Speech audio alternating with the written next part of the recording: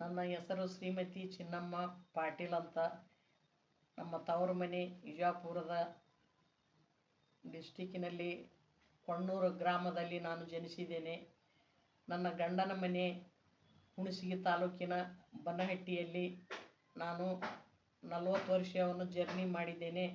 ಈಗ 40 ವರ್ಷದ ಜರ್ನಿಯಲ್ಲಿ ನಾನು ಅಫ್ಜಲ್ಪುರ ತಾಲೂಕಿನ ಗತ್ತರ್ಗಿ ಗ್ರಾಮದಲ್ಲಿ ನಮಗೆ ಅಲ್ಲಿ ನಾವು ಜಾಸ್ತಿ ಅಲ್ಲಿ ನಡ್ಕೊಂಡೆವು. ಅದು ನಡ್ಕೊಂಡ್ಮೇಲೆ ನಮಗೆ ಹೆಂಗೆ ನಡ್ಕೊತೇವೋ ಹಂಗೆ ಪಡ್ಕೊಂಡೆವು ನಾವು. ಅದೇ ರೀತಿಯಾಗಿ ಕೊಪ್ಪಳದ ಗವಿಸಿದ್ದೇಶ್ವರ ಸ್ವಾಮಿಯವರು ನಮಗೆ ಅವರ ಆಶೀರ್ವಾದದಿಂದ ನನಗೆ ಎಲ್ಲವಷ್ಟು ಏಳಿಗೆ ಆಯಿತು. ಆದರೆ ನಾನು ಈಗ ಮೊನ್ನೆ ಹೊಸದಾಗಿ ನಮ್ಮ ಮನೆಗೆ ಆಗಮಿಸಿದ್ದಾರೆ. ಅದಕ್ಕೆ ಕಾರಣ ಏನಂದರೆ, ನಮ್ಮ ಅಣ್ಣ ರಾಮನಗೌಡ ಪಾಟೀಲ್ ಮಾಲಿ ಪಾಟೀಲ್ ಅಂತ ಅವರು ನಮಗೆ ಮಾರ್ಗದರ್ಶನ ಮಾಡಿದರು.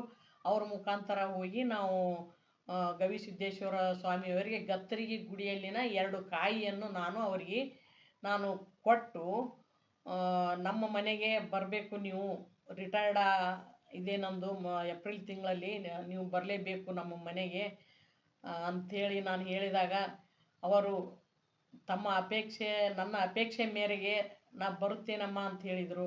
ನನಗೆ ಭಾಳ ಸಂತೋಷ ಆಯಿತು. ಆದರೆ ಇಷ್ಟು ಬೇಗ ನಮ್ಮ ಮನೆಗೆ ದೇವ್ರು ಬರ್ತಾನಂತ ನಾವು ಅಂದ್ಕೊಂಡಿರಲಿಲ್ಲ. ಒಮ್ಮಿಂದೊಮ್ಮೆಲೇ ಅವತ್ತು ರವಿವಾರ ದಿನ ತಾವು ನಮ್ಮ ಮನೆಗೆ ಆಗಮಿಸಿದರು. ನನಗೆ ಭಾಳ ಆಶ್ಚರ್ಯವಾಯಿತು, ಅಷ್ಟೇ ಸಂತೋಷವಾಯಿತು. ನನಗೆ ಹೇಳಲಾರ್ದಷ್ಟು ಸಂತೋಷ ಆಯ್ತು ನನಗೆ. ಆದ್ರೆ ಅವರ ಆಶೀರ್ವಾದ ದೊಡ್ಡದದ.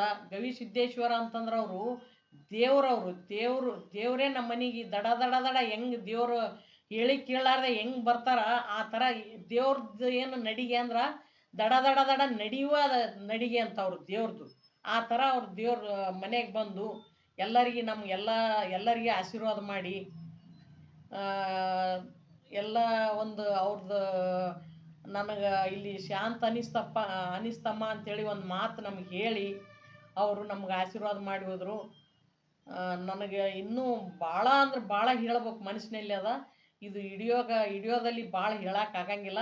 ಮುಂದಿನ ಎಪಿಸೋಡ್ನಲ್ಲಿ ಇನ್ನೂ ಹೇಳ್ತೀನಿ. ಅವ್ರಿಗೆ ಯಾರು ನಡ್ಕೊತೀರಿ ಅಷ್ಟು ಪಡ್ಕೊತೀರಿ.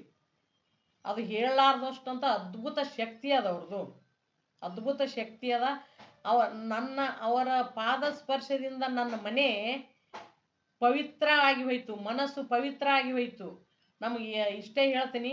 ಇದೊಂದು 2 ಮಾತು ಹೇಳಿ ನಾನು ಮುಗಿಸ್ತೀನಿ. ಮುಂದಿನ ಎಪಿಸೋಡ್ನಲ್ಲಿ ನಾನು ಅವ್ರ ಬಗ್ಗೆ ಇನ್ನೂ ಜಾಸ್ತಿ ಹೇಳ್ತೀನಿ. ನಮಸ್ಕಾರ ಎಲ್ಲರಿಗೂ.